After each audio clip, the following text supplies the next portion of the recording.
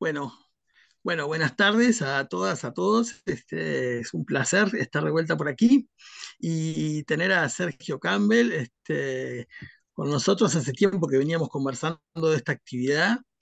Me estaba acordando ahora que no hace tanto Sergio estuvo acá en Uruguay presentando un libro, Viajar con Freud, y bueno, pero ahora hace un tiempo que nos venía interesando un sesgo de lectura que Sergio viene haciendo respecto del nudo Borromeo y en relación con una posible relación con la historia de la cristiandad.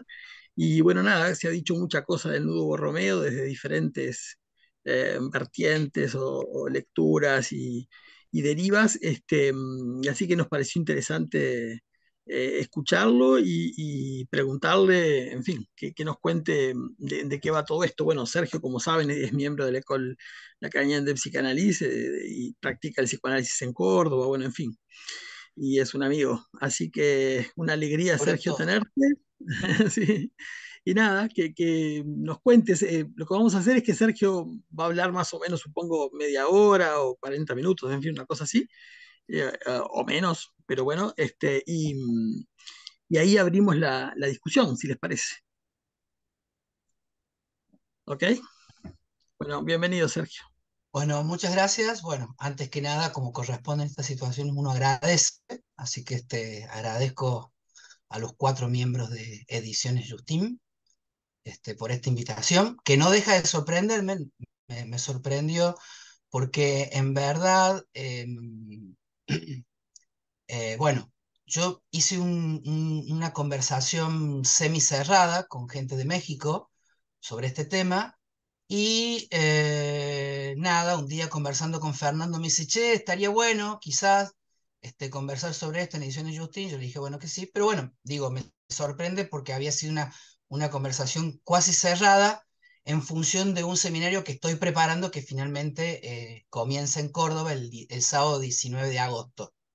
Y ya que estamos, momento de pasar chivo, este, yo mientras estaba armando todo este seminario, que un poco tuvo así como una especie de puntapié inicial con el libro de Jean-Louis Su, No que tan católico Lacan, se me ocurrió que podía invitarlo a Jean-Louis a que dé un seminario como una especie de cierre de mi seminario.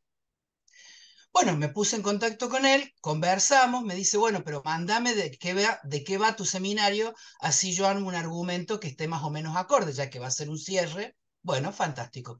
Le mando el argumento y entonces a los 2 días me manda él el argumento de su seminario y resultó que se invirtió la cosa. Entonces, de ser el seminario de Jean-Louis Sur el cierre a mi seminario, se convirtió en que mi seminario iba a ser una especie de apertura al seminario de él. Se invirtió la cuestión. Que bueno, va a ser en noviembre acá en Córdoba. Y en verdad, este seminario es la primera parte de un trabajo en proceso que va a tener 3 partes. La segunda es la declaración de Lacan en Roma en 1974 sobre el triunfo de la verdadera religión y que dice que es la Iglesia Católica de Roma, ¿no? Que a mí siempre me llamó la atención por qué le daba el título de verdadera religión. Y la tercera parte sería en la primera sesión del Sintón, que Lacan dice que, al igual que Joyce, él es un hereje. Entonces, en verdad, se me hacía como muy fuerte la presencia de lo católico en Lacan, ¿no? Como que tenía mucha presencia.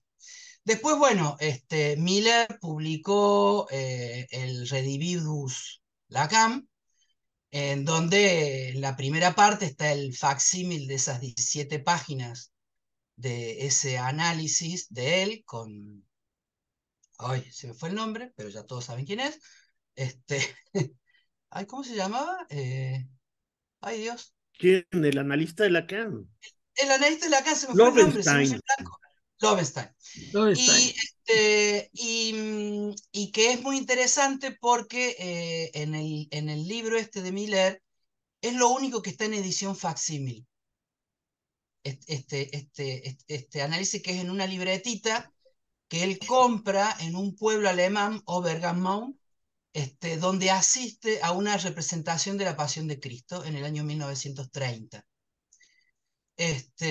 Y es ahí donde escribe este fragmento de su análisis en el año del año 1934.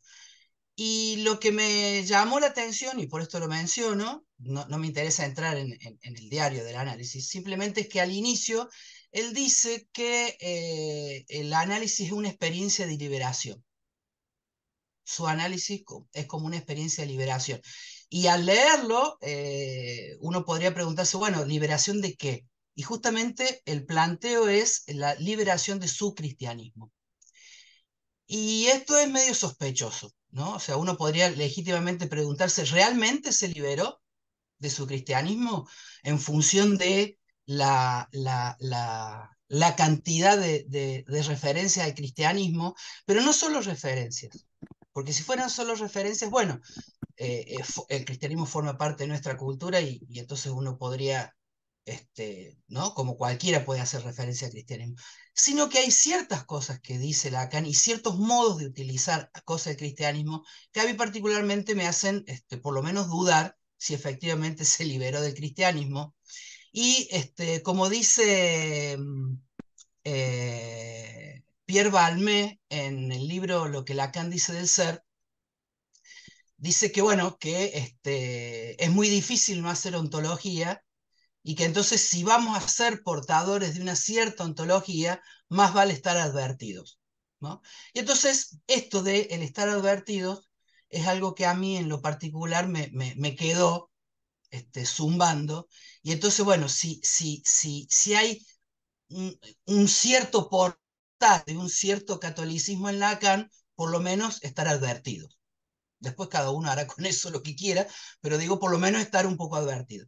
Digo, en esto de que digo que no son solo referencias, digo, por ejemplo, cuando en el Seminario de la Angustia dice, les doy el A como una hostia, ¿no?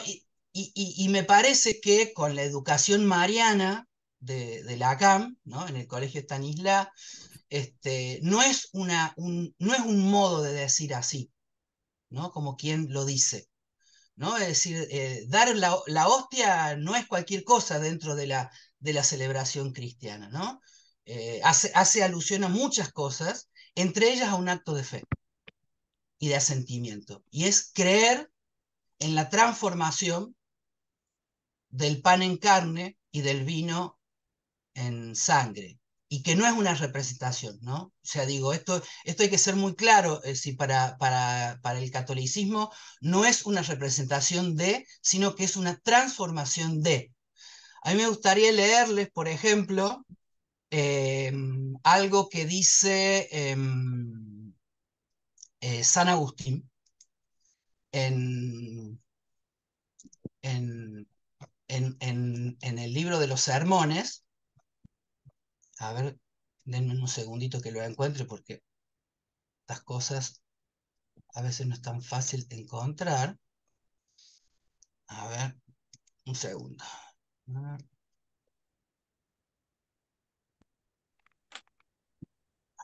Dios santo. A ver, a ver. Dice así, dice. Es en el sermón 229, en los escritos homiléticos. Dice, lo que estáis viendo, amadísimos, sobre la mesa del Señor es pan y vino.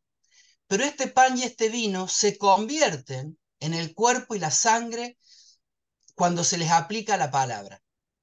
Más adelante dice, y a partir de aquí asistíais a lo que se realiza mediante las plegarias sagradas que vais a escuchar para que se conviertan el cuerpo y sangre de Cristo por efecto de la palabra. En efecto, si quitas la palabra no hay más que pan y vino. Pronuncias la palabra y ya hay otra cosa. Y esa otra cosa, ¿qué es? El cuerpo y la sangre de Cristo. Elimina pues la palabra, no hay sino pan y vino. Pronuncia la palabra y se produce el sacramento. A esto respondéis, amén. Decir amén, escribir, equivale a suscribirlo. Amén equivale en nuestra lengua a verdadero. Por eso les decía que hay ahí en el misterio eucarístico un acto de fe, ¿no? Hay un acto de fe. Entonces, cuando Lacan dice, les doy el A como una hostia, no está diciendo cualquier cosa, o por lo menos a mí me zumba en el oído que no está diciendo cualquier cosa, ¿no? Que está planteando la aceptación de esto como un acto de fe. Algo que me recuerda a cuando en las jornadas sobre el pase en Deauville, ¿no? En el año 1978, dice que, bueno, que para ser psicoanalista, para pasar a psicoanalista hay que ser mordido, singularmente mordido por Freud, y dice que hay que creer en esa cosa loca llamada inconsciente. Hay que creer, ¿no? Ahí hay un punto de asentimiento, hay que creer, ¿no? Entonces digo, me parece que no son frases dichas así al pasar. Pero bueno, entonces siempre a mí me quedó esto de la verdadera religión, porque Lacan hablaba de esto, qué sé yo. Pero bueno, esto será producto de un segundo momento. Pasó después que en una sesión sobre el acto aparecen unas figuras, no me acuerdo ahora la fecha de la sesión, pero aparecen unas figuras, a ver, voy a compartir pantalla. A ver.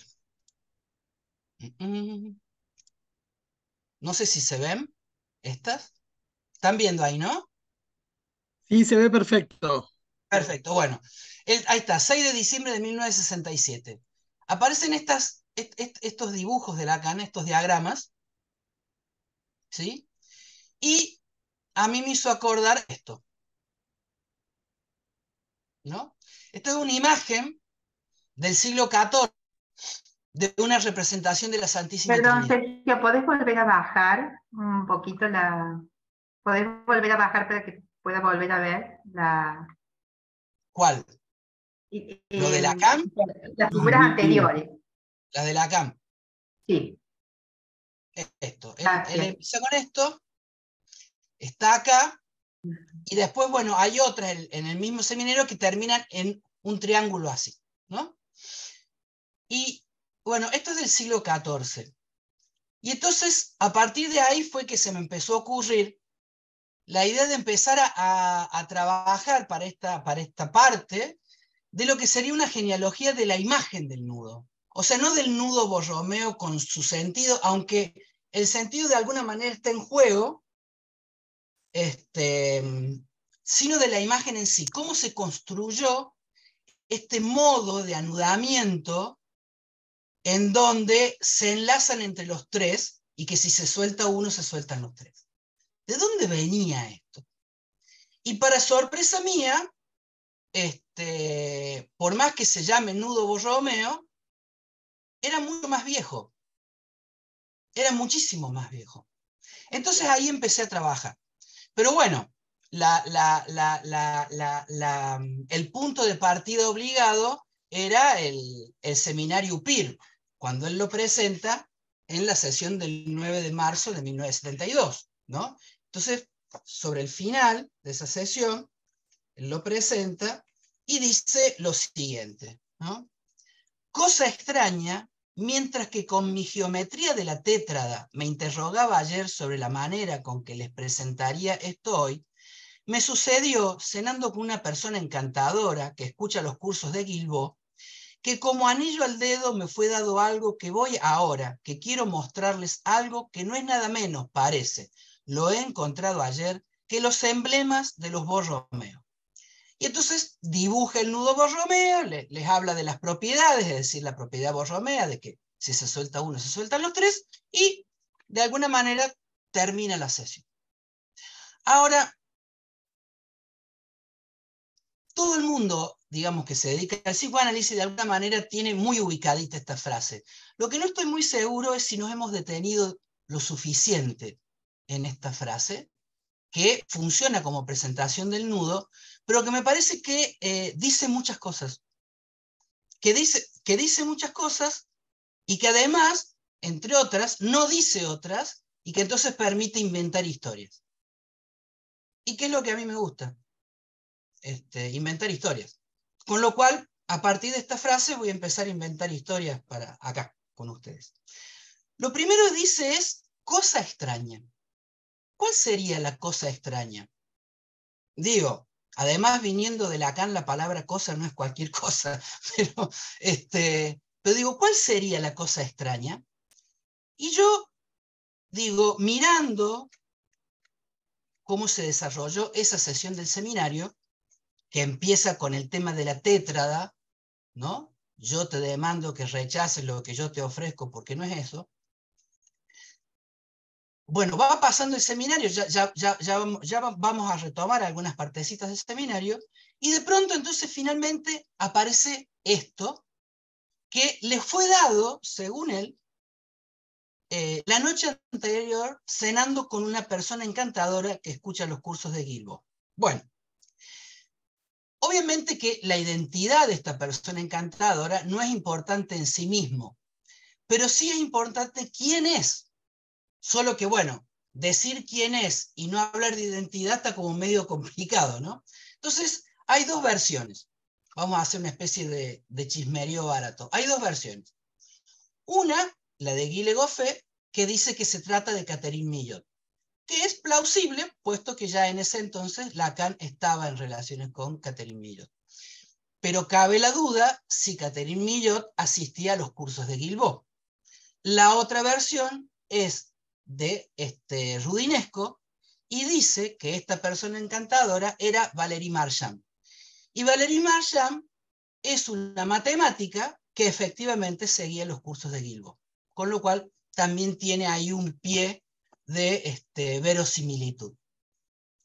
Leyendo el libro de Catherine Millot, de La vida con Lacan, ella menciona que los dos restaurantes preferidos de Lacan eran La Calèche, que estaba en diagonal a Rue de Lille número 5, estaba en el 8, o sea, casi al frente, y Le Bistroque, que según Catherine Millot se comía mejor que en La Calèche, pero que a veces a Lacan le importunaba un poquito ir a Le Bistroque, porque solían encontrarse con Serge Gainsbourg y Jane Birkin. Los que han hecho la procesión a Rue de Lille número 5, quizás sepan que justo atrás, justo a la vueltita, en el número 5 de la Rue Verneuil, ahí está la casa de Serge Gainsbourg, donde vivía con Jane Birkin. Eran absolutamente vecinos. Por lo tanto, se lo cruzaban por todos lados. Bueno, con estos pequeños datitos me voy a permitir inventar una historia. Una historia que la vamos a remontar al día anterior, ¿sí? O sea, al 8 de marzo. Imaginemos entonces, puesto que en la sesión del 9, cuando empieza, dice esto.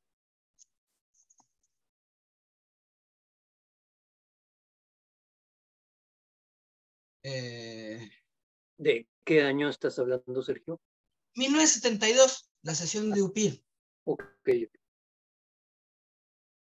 Bueno, dice esto de que él estaba preparando a ver cómo le iba a dar esto de yo te demando qué cosa y con los dibujitos.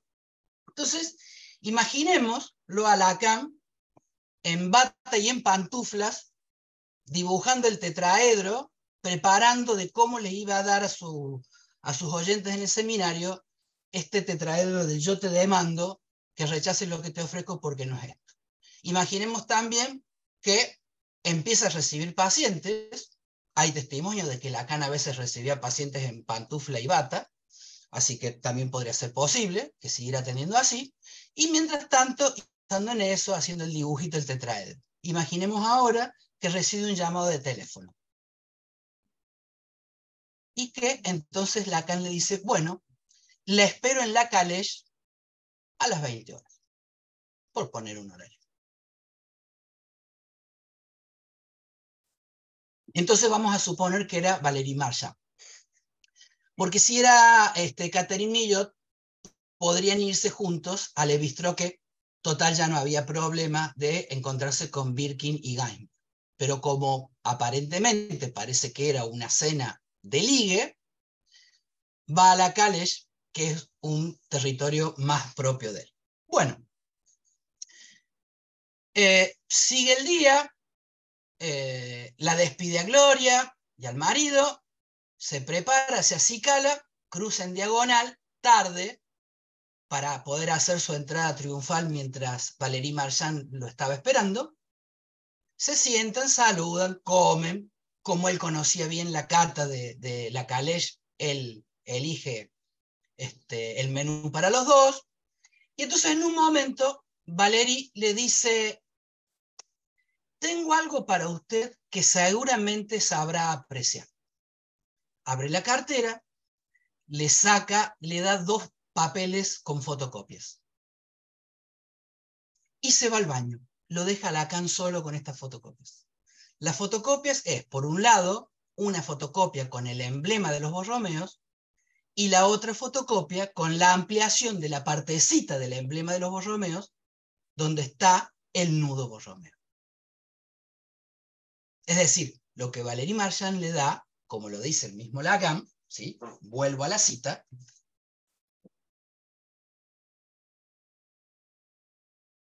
Dice, lo he encontrado, es nada menos que, lo he encontrado ayer, que los emblemas de los Borromeos, ¿sí? O sea, lo que le regala Valérie Marchand, en definitiva, es el escudo Borromeo.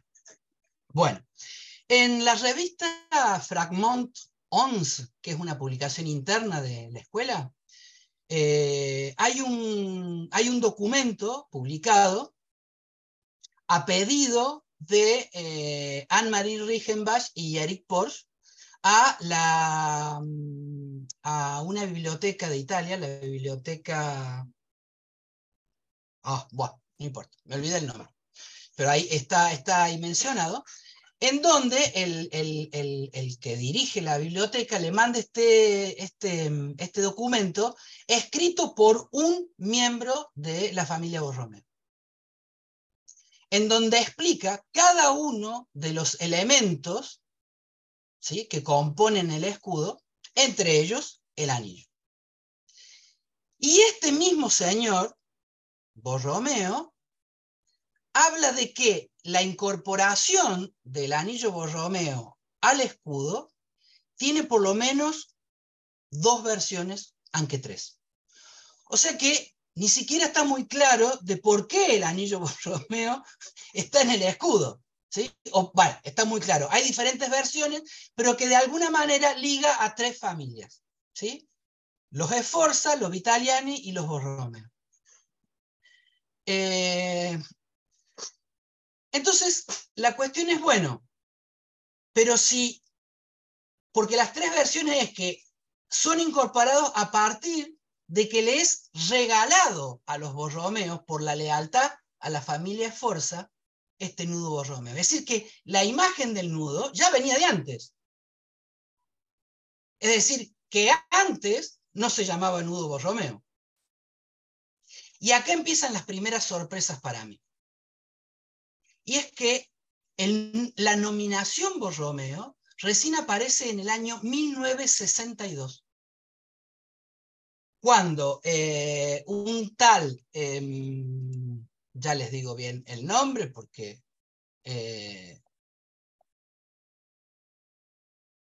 no me acuerdo, es un nombre inglés.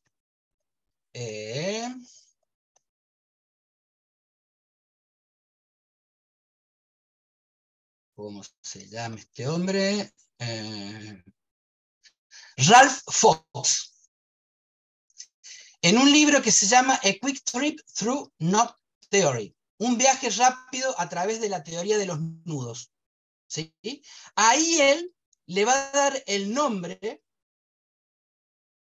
de nudo Borromeo a lo que antes se llamaba enlace de Brun, y a las propiedades borromeas se le conocía como propiedades brownianas.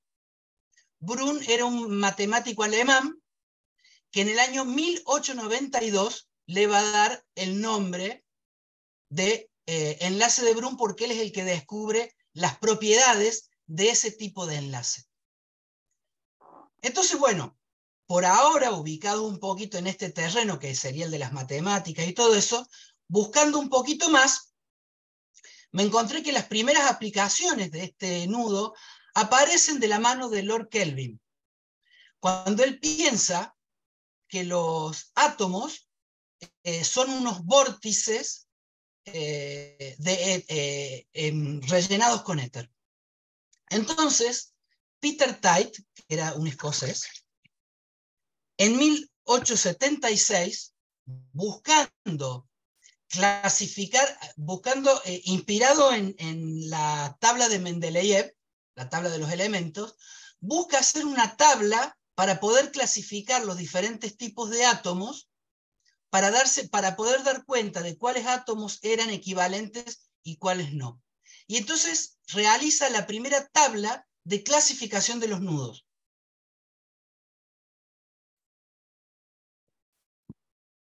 Que, déjenme ver,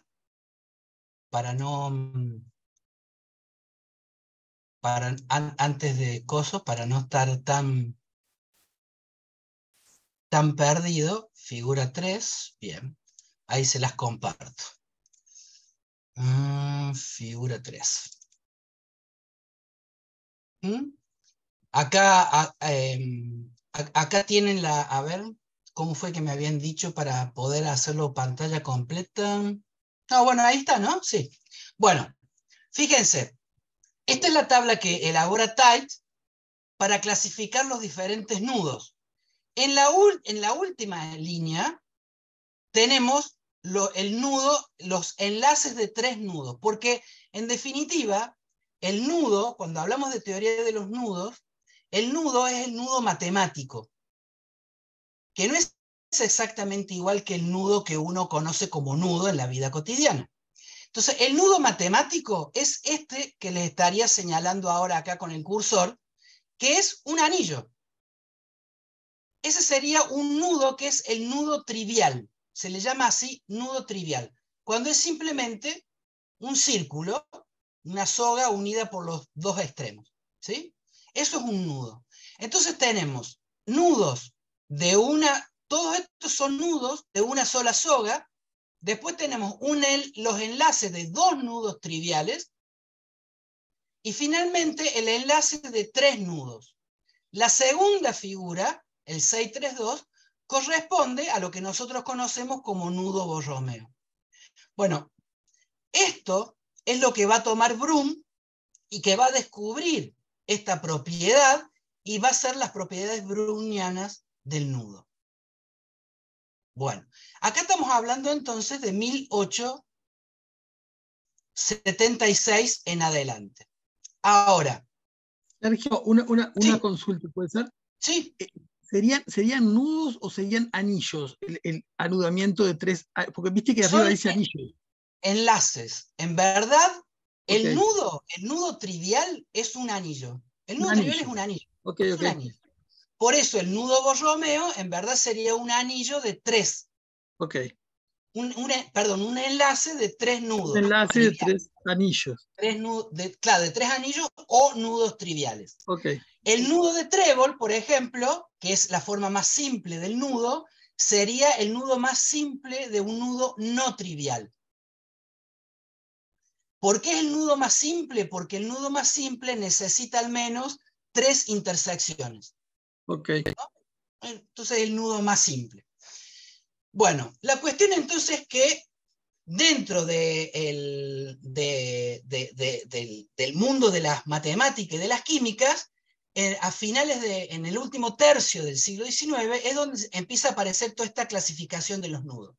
Luego, como se comprobó que lo que planteaba Kelvin sobre el éter no funcionaba así, un poco que cayó un poco en desinterés, y a mediados de la década del 50 empezaron los matemáticos que se dedicaban a la topología a retomar la cuestión del nudo. Y entonces ahí aparece este Ralph Knox, que lo va a redenominar o renominar como nudo Borromeo, en el año 1962. Y acá estamos hablando que Lacan lo va a presentar 10 años después, en el año 1972.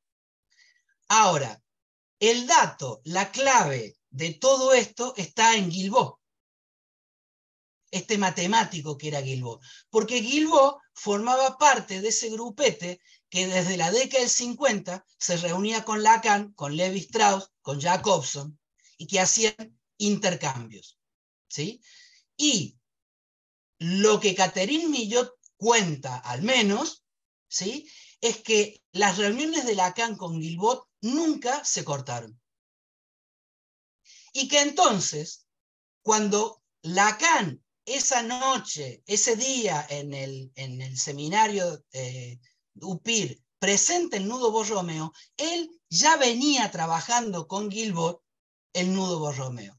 Y de ahí es que uno puede pensar de por qué, digamos, esta mujer saca de la cartera la fotocopia del emblema de los Borromeos. Es decir, sino de dónde tendría la información de que a Lacan eso le podía resultar interesante si antes nunca Lacan había dicho nada de esto, ¿no?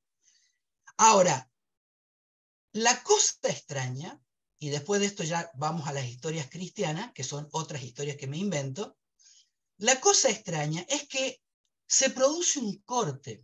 Después de que Lacan presenta el nudo Borromeo, no vuelve al tetraedro del yo te demando que rechaces lo que yo te ofrezco porque no es eso. O sea, fue tan fuerte el impacto de esta cena con esta mujer, esta persona tan encantadora, ¿sí?, que no vuelve más. No vuelve más. Si ustedes se fijan, a la sesión siguiente del seminario, Lacan sí retoma el tema de los coantores, lo que después va a desarrollar en Ancor para la fórmula de la sexuación, y eso desaparece. Desaparece. ¿Sí? O sea, empieza y ya se va con el nudo. Entonces, digo, ¿qué pasó? ¿Qué impronta, le voy a decir yo así, erótica se puso en juego para que para Lacan esa cosa extraña tenga que ver con eso? Y ahí es donde nosotros podríamos jugar un poquito con el inicio del seminario. Porque ni bien inicia el seminario de ese día, ¿sí?, aparece lo de la carta de amor con el lapsus. Y esa carta de amor es la carta, a la carta que está haciendo referencia ahí, a Lacan, es la carta que le escribe a Olesia Sienkiewicz cuando se va de vacaciones con Marie-Thérèse.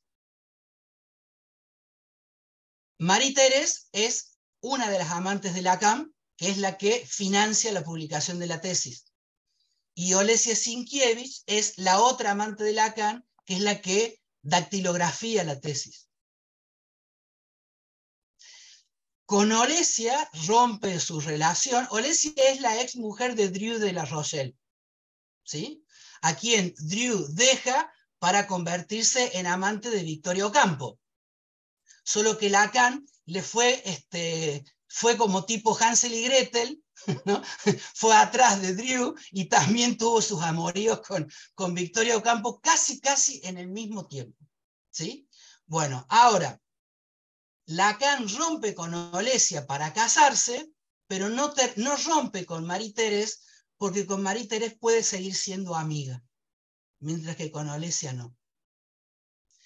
Esta carta, entonces, es la carta que le escribe mientras está de vacaciones en España con Marie-Thérèse, que le escribe a Olesia. Entonces hay algo de esta cuestión de la carta de Amour que está en juego al comienzo de la sesión y que me parece que lo va llevando a presentar el nudo. ¿Estaba ya planificado de antes? No lo sé. Yo me juego en que hay algo de la irrupción de este lapsus de la carta de Amour que lo lleva a esta otra persona encantadora que le regala el nudo Borromeo. Bueno, entonces decía, nudo Borromeo. Pero resulta que ni es un nudo, puesto que es un enlace de 3 nudos triviales, ni tampoco era de los Borromeo. ¿De dónde viene? Bueno, ya que la mencioné a Victoria Ocampo, hay una carta que le escribe Victoria Ocampo a la hermana, en donde le comenta que estaba por ir con Lacan a visitar la catedral de Chartres, pero que habían discutido tan fuerte por teléfono que ella suponía que no iba a haber tal paseo. Y a juzgar por las fechas, parece que efectivamente no hubo tal paseo, porque después que lo mandó a pasear a Lacan, Victoria Ocampo se fue a Nueva York inmediatamente y no volvieron a verse nunca más. Y ahí es donde aparece este nombrecito, Chartres. Chartres, para los que conocen París, si salen por el sur de París, agarran la ruta A10, la ruta A11, perdón, y después la A10, o sea, al suroeste de París, a 1 hora de viajes, está la ciudad de Chartres. Y en la ciudad de Chartres hay una catedral. Y la ciudad de Chartres, en esa catedral, funcionó una de las escuelas de artes liberales de París antes de que existieran las universidades. En Francia había 2 escuelas, la de Chartres y la de París, cada una con sus características. En la de Chartres se cultivaba el quadrivium y en la de París el trivium. Me gustaría compartirles en pantalla, porque es una cosa que está online, sobre la escuela de Chartres, y después volvemos a esto, y ya van, porque quiero, ya van a ver por qué.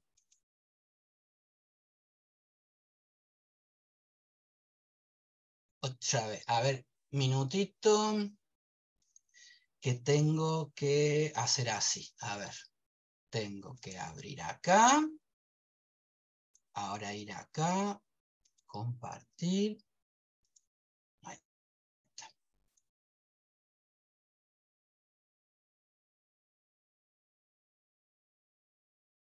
La escuela de Chartres. ¿Sí? Bueno. La escuela de Chartres fue la escuela catedralicia fundada por el obispo Fulberto en el 990 en la ciudad francesa de Chartres, que tuvo su máximo esplendor en la primera mitad del siglo XII. Bien, sigo. Características: platonismo, que lo recibe a través de San Agustín, Boecio y de la lectura de las obras de Platón, especialmente del Timeo. Acá quiero tomar este nombre, San Agustín y Boecio. Sigo. Dentro de este ejemplarismo se mueve la idea de la creación. Esta doctrina platónica servía como modelo de explicación filosófica de la doctrina cristiana. Sigo. Dios así es concebido como creador, causa y principio de cada realidad, unidad de la que deriva toda multiplicidad y ser inmutable, bla, bla. Los mismos accidentes participan de sus correspondientes especies accidentales. Interés científico y humanístico. Y fíjense lo que dice acá.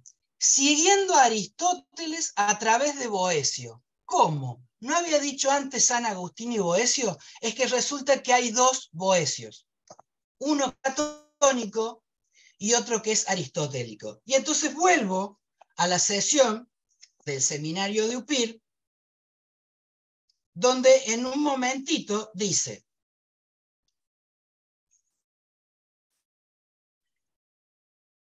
él les habló, entre otros, él es Jacobson, está refiriéndose a una conferencia de Jacobson, de un cierto Boëcius Dacus, muy importante. Él lo ha subrayado porque articuló suposiciones. Pienso que al menos para algunos eso hace eco a lo que digo desde hace mucho tiempo acerca del sujeto radicalmente, lo que supone el significante.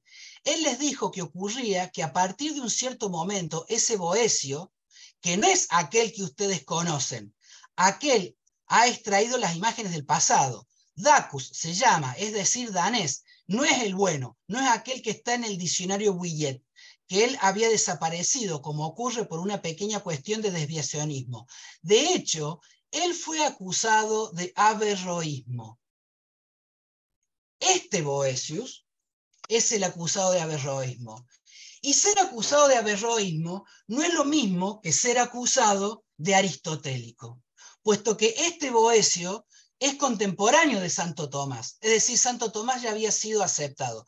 Ahora, aceptar a Aristóteles, perdón, Aristóteles ya había sido aceptado. Ahora, aceptar a Aristóteles no era lo mismo que aceptar a Averroes, porque Averroes va a fundar esta cuestión de la doble vía, que hay cosas que van por la razón y cosas que van por la fe y que no se cruzan. Y esto no es aceptable para la Iglesia. Lo que hace Santo Tomás con Aristóteles, sí, porque funden razón y fe. En cambio, Averroes mantiene como separados. Y la parte de la razón es el aristotelismo, ¿sí? Bueno. No sé si había... Bueno, acá compone el trivium y el quadrivium. Y precisamente en Chartres se dedican al quadrivium.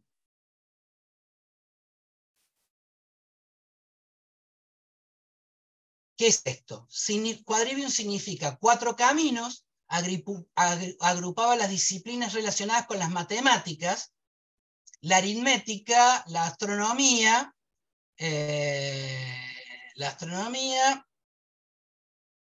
y entonces se estudiaba aritmética, geometría, astronomía y música.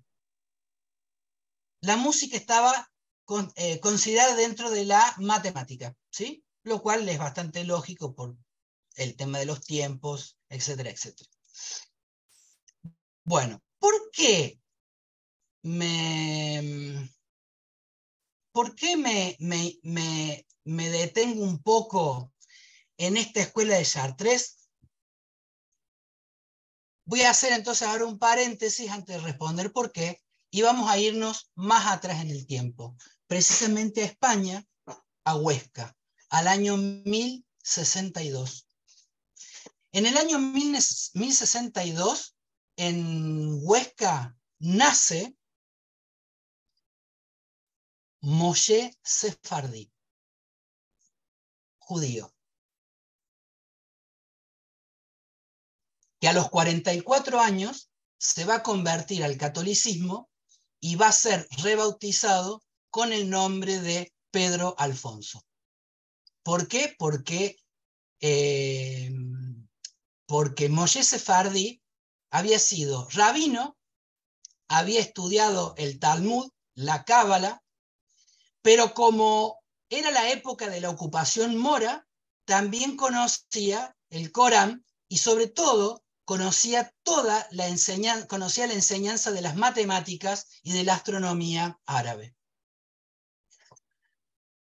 Y era médico. Y como médico se convirtió en el médico personal de Alfonso I. Por eso entonces, cuando se convirtió al catolicismo, tomó el nombre de Pedro Alfonso porque Alfonso I fue su padrino de bautismo.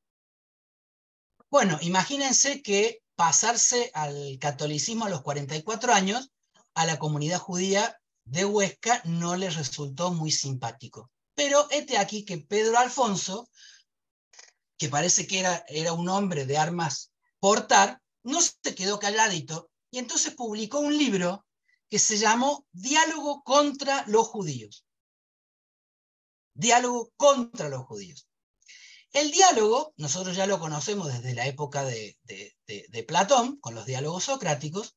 El diálogo seguía siendo un modo utilizado para dar cuenta de ciertos debates filosóficos.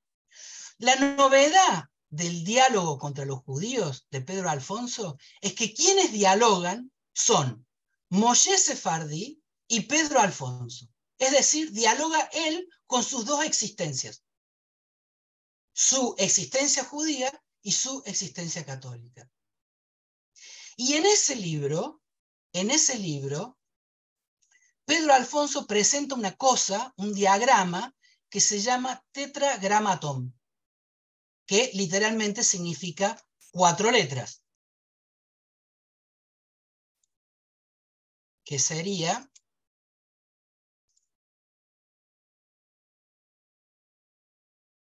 esto que están viendo ahí. Este es el diagrama que aparece en el tetragramatón, donde ustedes lo que pueden ver es esta figura del triángulo con círculos, y en donde se ven las letras IE, EB, VE.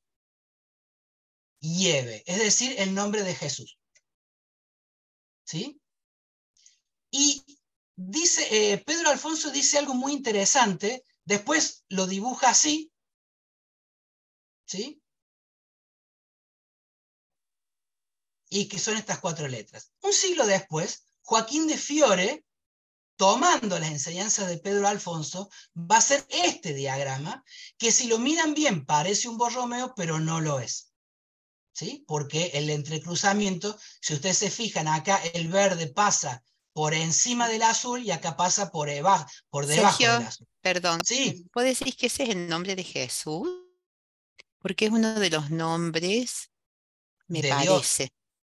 Sí, que no se puede, porque no se puede nombrar y se ponen esas Exactamente. letras. Por eso Ujú.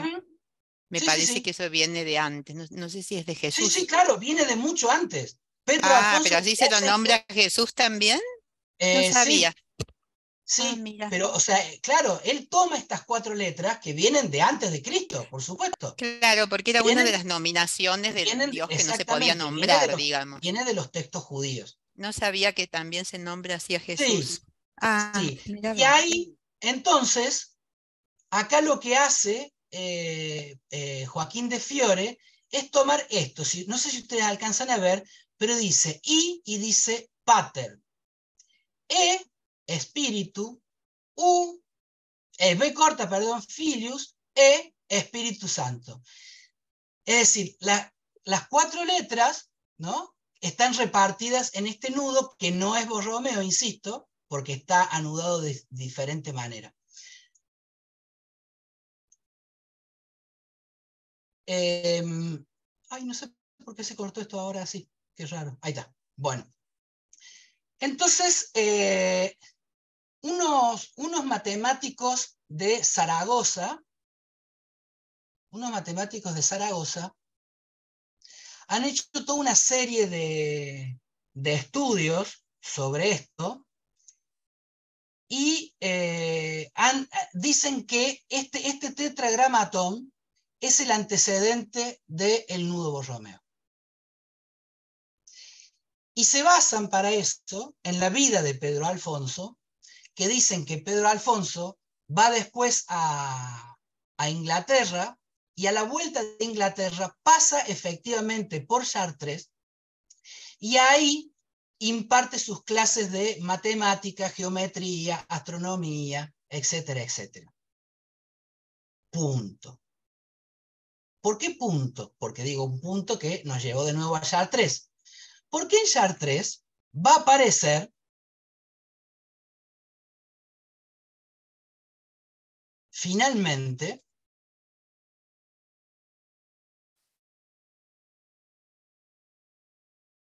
el enlace de Chartres.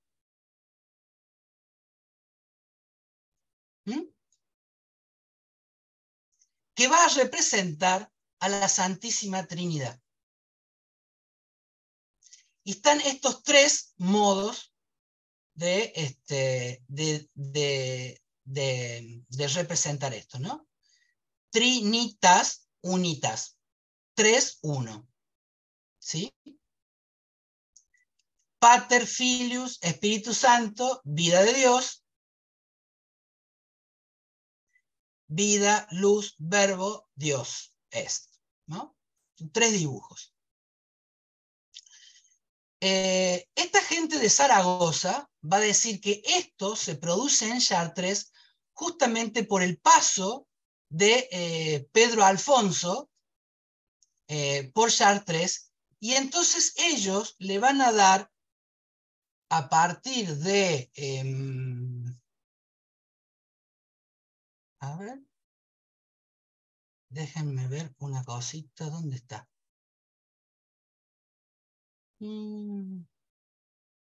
Acá, a ver. Ahí está. Listo. Esperen que voy a compartir pantalla con esto. Esto es un texto de unos matemáticos de Zaragoza. La figura del medio sería el tetragramatón de Pedro Alfonso, ¿no? Y dice, este tetragramatón está formado por triángulos y círculos. Entonces ellos hacen en este texto que se llama Pedro Alfonso y la economía religiosa europea, hacen un trabajo de deducción de cómo del tetragramatón se llega a este enlace que ellos van a llamar primero enlace de Aragón, por la cuestión de Zaragoza y todo eso. Curiosamente, un escultor ha plantado en la John Robinson, ha plantado en las afueras de la Universidad de Zaragoza este nudo Borromeo hecho con cuadrados. Con lo cual, en la Universidad de Zaragoza hay muchísimos trabajos ahora sobre toda esta cuestión del nudo Borromeo y la relación con Pedro Alfonso, ¿no? Ahí dibujan el tetragramatón. Bueno, ahora, todo esto tiene un trasfondo. Y es el trasfondo de la representación de la Santísima Trinidad. Y todas estas son las historias que yo me cuento, que nos llevan, por ejemplo, hasta el año 325, hasta el Concilio de Nicea, que es cuando finalmente establecen como dogma la Santísima Trinidad. Digo porque hasta el 325 no estaba el dogma de la Santísima Trinidad. Estaba la Santísima Trinidad, pero no aceptada como dogma de la Iglesia, o sea, era discutida, ¿no? Y efectivamente, en ese concilio es donde surge la primera herejía, la de Arrio, porque Arrio no va a aceptar la naturaleza divina de Cristo, con un razonamiento que a nosotros nos resultaría muy lógico. ¿Cómo es si Jesús es el Hijo de Dios? Hubo un tiempo en que Jesús no estuvo. Por lo tanto, no puede ser consustancial a Dios, o sea, coeterno con Dios. Si Jesús no podía ser coeterno, mucho menos el Espíritu Santo.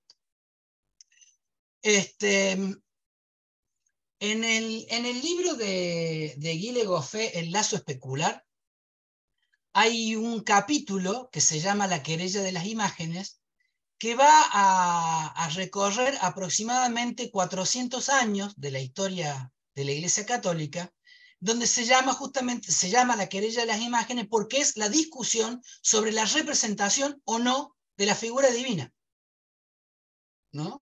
Entonces hay momentos iconoclastas y momentos no iconoclastas. Se llama iconodulia. La iconoclastia y la iconodulia, ¿no? Entonces hay momentos a favor de la representación y momentos en contra de la representación, y dice que es en un concilio del año 780 más o menos que finalmente triunfa el tema de la representación, entonces ya se instaura la representación. Ahora, de todas maneras, en toda esta querella de las imágenes, hay toda una discusión y un debate acerca de cómo se representaría la Santísima Trinidad. Y hay diferentes intentos.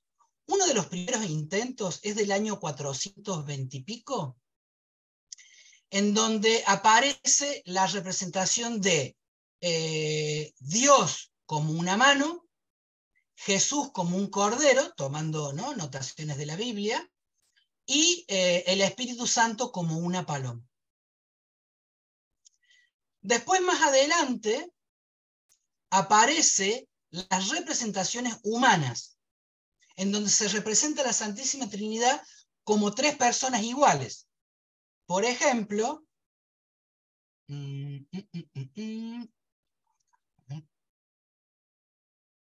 si no me falla la memoria,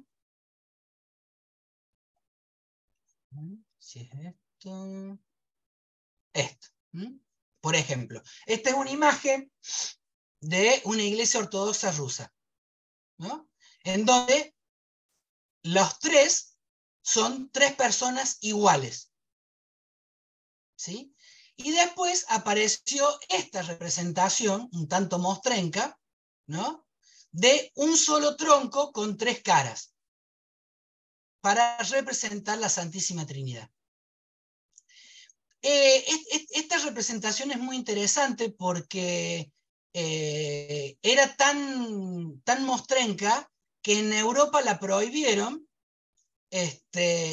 pero llegó a América, y entonces andan circulando por América.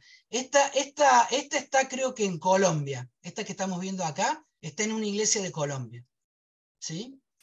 Y esta está en un convento en España, en Tulebras, Navarra, y es del año 1570 aproximadamente. Entonces, el enlace de Chartres sería el máximo nivel de abstracción al que se habría llegado dentro de la Iglesia Católica para representar la Santísima Trinidad. Ahora bien, ¿este modo de enlace nació con los cristianos? Pues no, tampoco. También es más antiguo. Y voy a volver al... A ver, voy a volver al... Ay, Dios.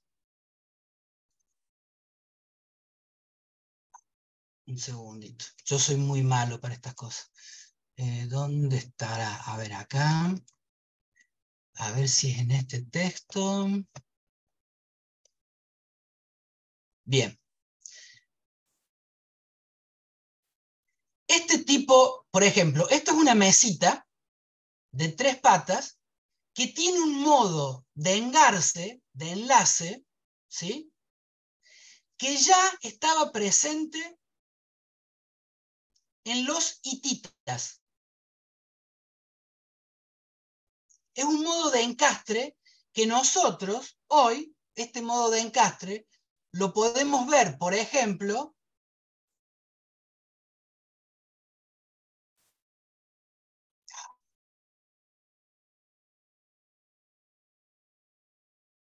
un minuto, ¿dónde está? ¿Dónde está? Se me perdió. No, acá. Ahí está. Abro acá.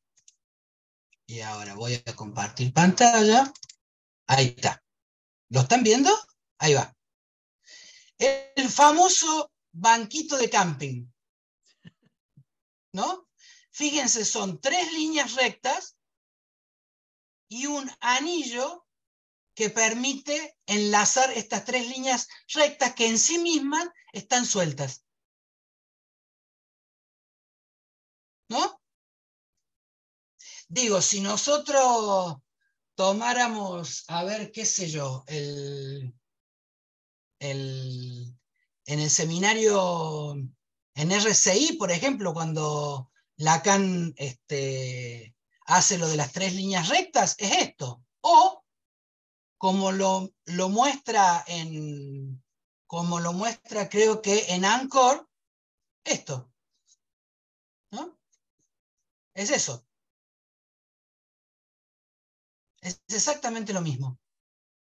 Es decir, que este modo de enlace es antiquísimo, antiquísimo. Pero como enlace tipo nudo, se remontaría específicamente al siglo XII en la escuela de Chartres, y que plantea la cuestión de la Santísima Trinidad. Es una representación de la Santísima Trinidad, ¿sí? Que justamente da cuenta de el Dios trino. 3 es 1, o 1 en 3, ¿no?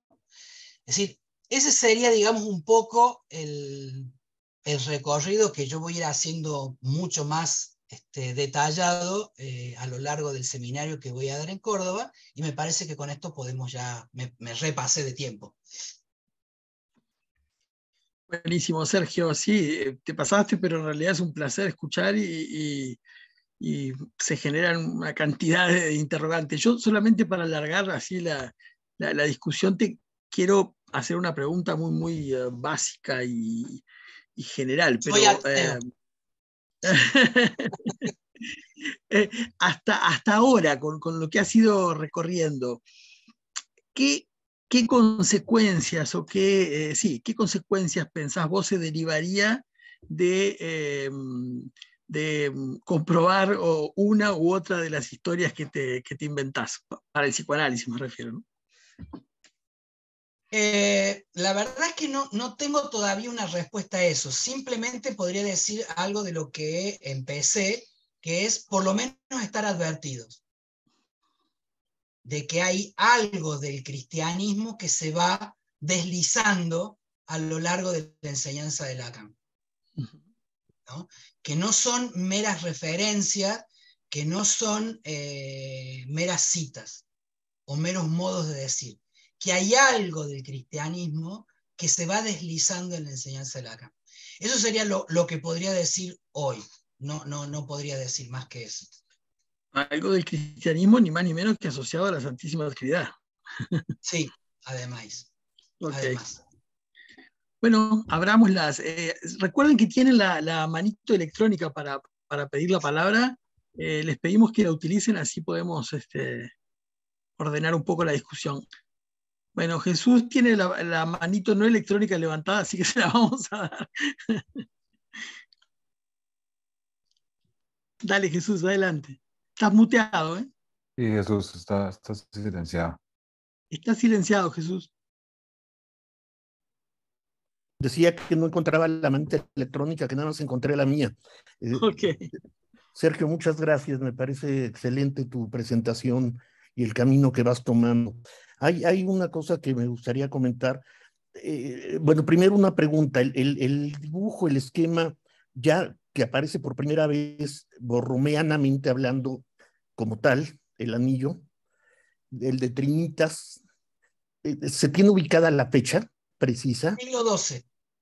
Siglo XII, pero más o menos. No, y mira, lo que hay que tomar en cuenta es que, a ver, tendría que fijarme bien porque no me acuerdo la fecha de muerte de Pedro Alfonso. Por lo siguiente, Él pasa sí. por Chartres, después se vuelve a España y al tiempito muere. Pero sería, y ponele 1060 más o menos, 1160 más o menos. Ese siglo XII, sí. Por ahí. Te lo preguntaba por lo siguiente, porque yo creo que un elemento importante, un personaje histórico importante en la historia del cristianismo es precisamente Juliano, el emperador Juliano el Apóstata, que fue nombrado el Apóstata. Él fue emperador de Roma y tuvo una corta vida como emperador porque fue muerto en batalla. Después él renegó del cristianismo. Él públicamente cometió la apostasía, es decir, renegar de la religión, y se autonombraba pagano. Y fue precisamente el último emperador pagano que hubo. Fue de alguna manera quien a su muerte entregó Roma a los emperadores cristianos, ¿no? Y precisamente uno de los temas que él planteaba en esta apostasía, cuando él deja de ser cristiano, ¿no? No estaba todavía firmada la Iglesia Católica como tal, que deja de ser cristiano, es precisamente el asunto de la Trinidad, porque un planteamiento central del el cristianismo desde sus inicios es su posición monoteísta, ¿no es cierto? Posición monoteísta frente a la proliferación de dioses por todas partes, ¿no? En el panteón helénico, en el panteón romano, etcétera, hay cientos de dioses, ¿no? Y en el cristianismo es solo uno. Y está esta cuestión de la Trinidad, que como decías, que constituye un misterio. Y es uno de los grandes misterios que plantea la religión católica y que ante la falta de poder explicarlo racionalmente se convierte en un dogma de fe en el que uno tiene que creer, como en la concepción de María sin la presencia del hombre y el convertir la carne y la sangre de Cristo en pan y vino, ¿no? Entonces se planteaba, Juliano el Apóstata planteaba esta imposibilidad y decía que en realidad, de alguna manera, el cristianismo era una religión politeísta, puesto que había tres dioses, el Padre, el Hijo y el Espíritu Santo. Y el esfuerzo de la Iglesia era reunirlos en una sola persona a través de este inexplicable que es la Trinidad y que se convierte en dogma de fe por eso. Entonces me parece también que esta posición de la Iglesia o de los emperadores y de romanos católicos, cristianos y de los papas y de los jerarcas y los concilios de Nicea en adelante, se esfuerzan en hacer de ese tres uno a través de la representación borromeana de la Trinidad, precisamente. ¿Me explico? Sí, sí, sí. Sí. Entonces, digo, esto como un comentario de esta figura histórica que tiene su importancia, quizás no muy, quizás algo secundaria en todo esto que has estado planteando, pero que alguna importancia tiene también con la cuestión de la Trinidad representada borromeanamente. Yo, obviamente que acá he ido muy rápido, porque la idea era más bien conversar más que hacer yo una exposición. Pero digo, toda esta discusión al interior del cristianismo tampoco fue una discusión suave, ¿no? No, no. Digo, iban quedando cadáveres por el camino. Hubo Pero, por guerras, ejemplo, crímenes y asesinatos, ¿no? Pero, por ejemplo, como para dar dos posiciones bien antagónicas. Por ejemplo, tenemos a Tertuliano, ¿no? Que decía, creo porque es absurdo, ¿no? Entonces, a ver, les voy a leer una frasecita, denme un segundito.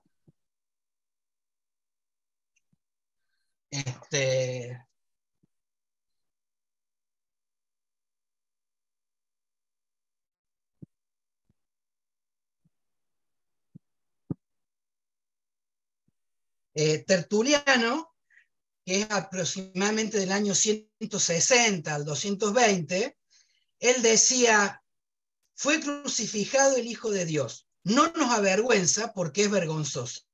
Murió el Hijo de Dios, es plenamente creíble porque es insensato. Y habiendo sido sepultado, resucitó, es seguro porque es imposible.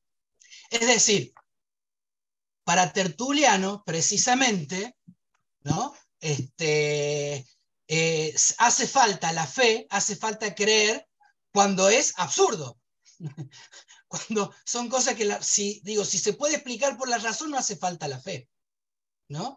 Creo porque es absurdo sería la máxima de Tertuliano. En la otra punta tenemos a Berengario de Tours, por ejemplo, que ya fue mordido por el aristotelismo, y dice que niega la transformación del pan y del vino en la carne y la sangre de Cristo, aduciendo que es imposible un cambio sustancial sin que a la vez cambien los accidentes. Es decir, digamos, está esto articulado a lo que trabaja Aristóteles en la metafísica sobre la potencia y el acto. Para decirlo muy simplemente, la uva no tiene potencialmente la posibilidad de transformarse en sangre, como el trigo no tendría potencialmente la posibilidad de transformarse en carne, ¿no? Entonces, bueno, digo, todas estas discusiones se dieron al interior del mismo cristianismo, ¿no? No era cosa que se decía y se aceptaba tipo a la 1, a las 2 y a las 3.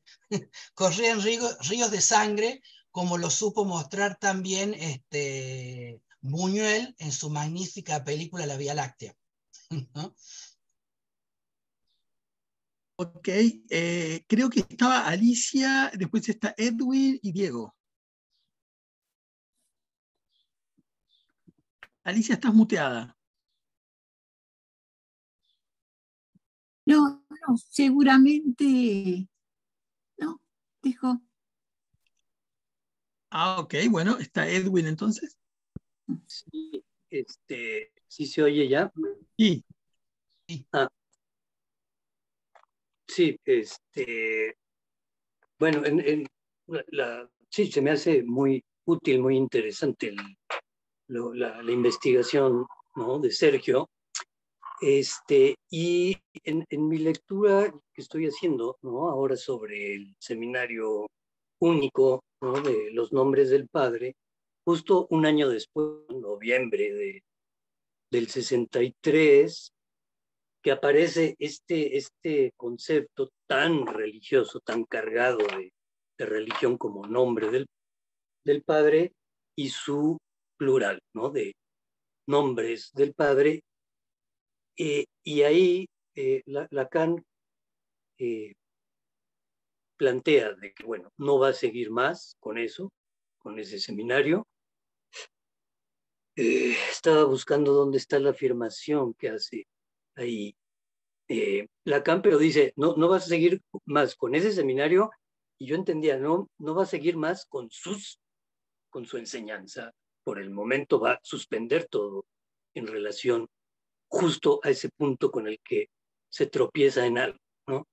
Y entonces aparecen 4 referencias que hace ahí Lacan sobre el seguimiento que ha estado él haciendo sobre eso, y es la metáfora paterna, todo lo que tiene que ver con el nombre propio, el asunto de la trilogía de Claudel, y luego en diciembre del 61, bueno, sí, nuevamente menciona esto de nombre propio. No hay una referencia directa a las cuestiones eh, del nudo, ¿no?, a toda la problematización, ¿no?, que se hace ahí, y en este intento de conjuntar la fe y la razón por primera vez, ¿no?, en lo que tú planteas, Sergio, de matematizar, ¿no?, la trilogía del Dios Padre, Dios Hijo, Dios Espíritu Santo. Hay ahí como un elemento muy interesante que me pareció que da pauta para ampliar, ¿no?, por lo menos en lo que yo estoy haciendo. Ujú. Sí, gracias. Sí, está claro que decir el nombre del Padre tiene una resonancia tremenda al cristianismo, pero además, como decía Edith cuando intervino hace un ratito, de que justamente el tema es que al Padre no se lo puede nombrar, ¿no? Es decir, de hecho, incluso si mal no recuerdo, Edith, vos capaz que lo tengas más presente que yo, pero en la batalla de Jacob con el ángel, hay una referencia al tema del no nombrarlo, ¿no?, de que no se lo puede nombrar a Dios, ¿no?, y que por eso en la Biblia está escrito la batalla con el ángel, cuando en verdad sería con Dios, pero bueno, ¿no?, a Dios no se lo puede nombrar. O sea que sí, está claro. Y bueno, eso está abierto para los que quieran seguir trabajando, ¿no?, en eso. Yo, por lo pronto, estoy más cernido a trabajar eso, lo que se desliza, digamos, en esta primera parte, lo que se desliza en relación a la imagen del nudo, lo que se desliza de catolicismo en Lacan, y que en verdad la segunda parte de por qué sería la verdadera religión no está tan separado de esto, ¿no? Tengo mi primera hipótesis ahí con relación a lo real, simbólico, imaginario en juego. bien. Está Diego. Lo que les pedimos es que una vez que abren, bajen la manito electrónica, perdón. No sé cómo se baja, así que... Ahí mismo donde dice levantar, dice bajar. Bueno, ahora después la bajo, Fernando. Que quería retomar, Sergio, lo que te planteó Fernando, desde otro lugar, pero creo que va en la misma línea, y quizás formular 2 preguntas, pero quizás es la misma. Una es, ¿qué alcance le das a la afirmación de Lacan respecto a la religión verdadera, ¿no? Y después, si vos lo que estás planteando es que incluso cuando Lacan plantea la cuestión del inconsciente en términos de lógica, si no hay ahí también un resto ontológico, por llamarlo de alguna manera. Esa es la pregunta. Eso por la segunda. Empiezo por la segunda porque me remite de nuevo a Balmé, en donde supuestamente Lacan no haría una ontología, según Lacan mismo, ¿no?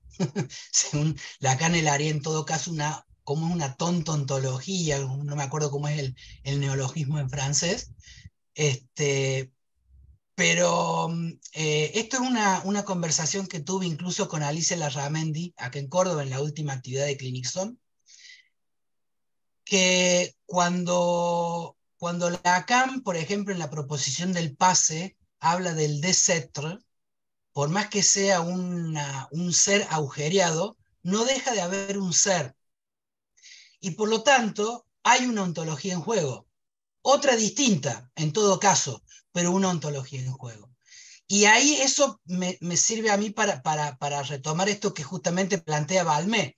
O sea, es casi imposible dejar de lado la ontología.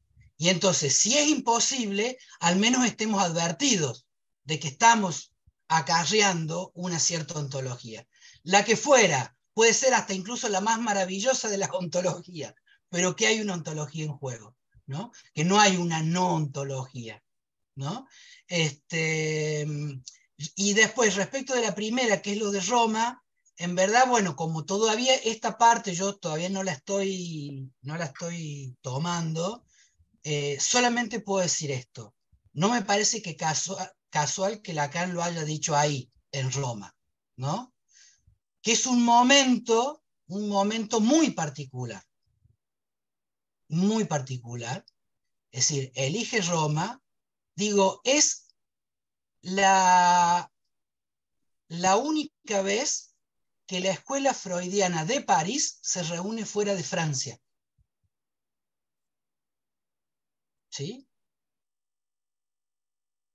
No es una actividad de Lacan, ¿no? Es una reunión de la escuela freudiana de París que la hace en Roma. Y además,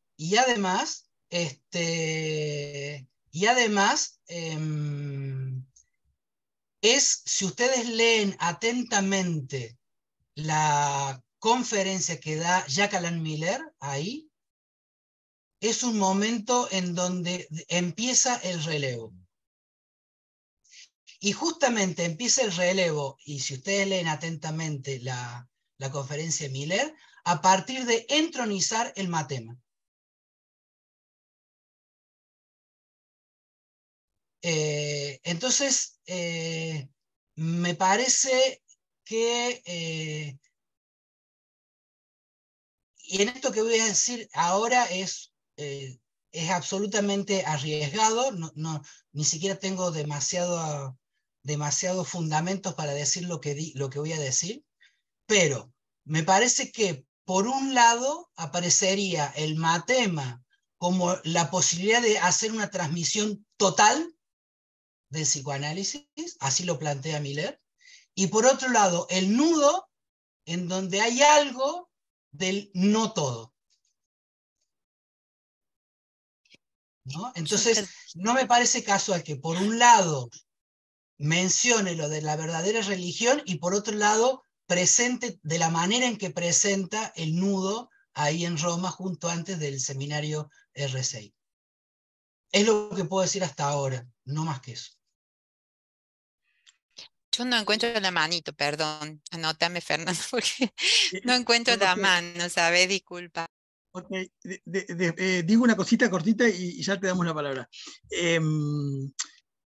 Me quedé pensando en muchas cosas. Una, cuando mencionaste por ahí a Averroes, me acordé porque acabo de leer y trabajar un poquito un texto sobre Averroes de Emanuele Ecochia, que se los recomiendo muchísimo, y donde Ecochia plantea que Averroes tenía como uno de sus principales enemigos o detractores a Santo Tomás, justamente por esta cuestión de que Averroes planteaba la posibilidad de que algo estuviese en potencia y en acto al mismo tiempo. lo cual para Santo Tomás, como tú mismo lo dijiste, no era posible. Digo, es curioso porque Averroes es considerado uno de los principales introductores de Aristóteles a Occidente, ¿no? Eso por un lado. Lo otro que pensaba era, bueno, esto último que planteabas ahora de las ontologías me parece súper interesante porque vengo trabajando algo de esto, pero respecto de lo que ha dado en llamarse el giro ontológico, bueno, y los efectos que eso podría, que es algo mucho más contemporáneo, ¿no? Pero de esta idea de que en realidad no sería tan posible la inexistencia de supuestos ontológicos en cualquier discurso, ¿no? Que creo que un poco creo que un poco vos lo planteabas así, Sergio, ¿no? Aunque, y por ende, si los supuestos ontológicos no son algo tan, tan a descartar, en realidad estaría bueno estar advertidos desde qué ontología estamos hablando, lo sepamos o no, ¿no? Bueno, eso. Y lo otro, pensaba, si Lacan hubiese hecho aquí también, como planteamos con Sandra Filippini respecto de la noción de plus de Jules, hubiese hecho aquí también un tráfico, hubiera operado un tráfico de un campo de discurso a otro, si ese hubiera sido el caso, si ese es el caso con el Borromeo, que no sería Borromeo, bueno, en fin, o sería Borromeo, pero habría sido otra cosa antes, que lo que nosotros planteamos respecto de los tráficos es que el tráfico afecta a ambos campos, al campo desde el que se trafica, porque algo es llevado a otro campo, pero también al campo que trafica. Entonces, no es sin consecuencias ese tráfico, ¿no? Por eso la pregunta que te hacía al inicio. Nada, simplemente eso y ver qué pensás, Sergio. No, bueno, con respecto a lo de Averroes, como bien decís, Averroes es el introductor en Occidente, digamos, de Aristóteles, con lo cual habría todo un capítulo para abrir ahí con el tema de las escuelas de los traductores, ¿no? En España, que es tan importante y que, bueno, justamente le mandé a pedir a Elga Fernández de Buenos Aires que me mande el libro de Jesús sobre el amor cortés, porque hay algo ahí en el tema de las escuelas de traducción, que me parece interesante y tomarlo también por ahí, por ese lado, porque, bueno, esta es otra historia, la digo brevemente, que tiene que ver con estas leyendas de los templarios y los que venían de Jerusalén con el Santo Grial y todo esto, que se habrían establecido precisamente en el sur de Francia, ¿no? Y que los cátaros, ¿no? Los cátaros, que se habrían establecido en el sur de Francia, que ellos serían los depositarios del Santo Grial, que en verdad la leyenda lo que sería es que el Santo Grial no sería ninguna copa, sino que sería la descendencia de Jesús. Ahí tenemos el código Da Vinci a full, digamos, ¿no? Pero que además estos cátaros habrían estado, cuando estaban en Jerusalén, en contacto con una cierta rama del Islam, que son los sufí. Y que justamente los sufí practicaban la abstinencia sexual, ¿no? Entonces, hay toda esta historia de los cátaros que vuelven al sur de Francia y con los círculos de traductores en España que empiezan a traducir también las poesías sufí, ¿sí? Que también es un amor abstinente, por decirlo de alguna manera, ¿no? Por decirlo así, muy a la Bartola, ¿no? Muy abuelo de pájaro, que por eso, bueno, tenía ganas ahora le pedí a Elga que me mande el libro de Jesús, porque justamente quería darle una vueltita ahí a toda esta cuestión amorosa con los traductores, y para darle un poquito más de sustancia a la historia de Pedro Alfonso, digamos. Vamos a rodearlo un poco de amor cortés, un poco de amor francés. Rápidamente, a propósito, Sergio, justamente el auge del catarismo es en el siglo XII. Exactamente. Y donde se hace la cruzada contra los albigenses o cátaros, que los hacen polvo, los barrieron, los deshicieron. Fue cruentísima esa cruzada. Y donde se inventa la Santa Inquisición, además, contra los cátaros. Se inventa precisamente, se crea la Santa Inquisición para acabar con los cátaros, en alianza con los feudales del norte de Francia, que invaden el sur de Francia y se apropian de los terrenos del territorio languedociano y lo anexan a Francia hasta hoy día. Según cuenta la leyenda, de los cátaros, que los hacen polvo, nacerían justamente los masones,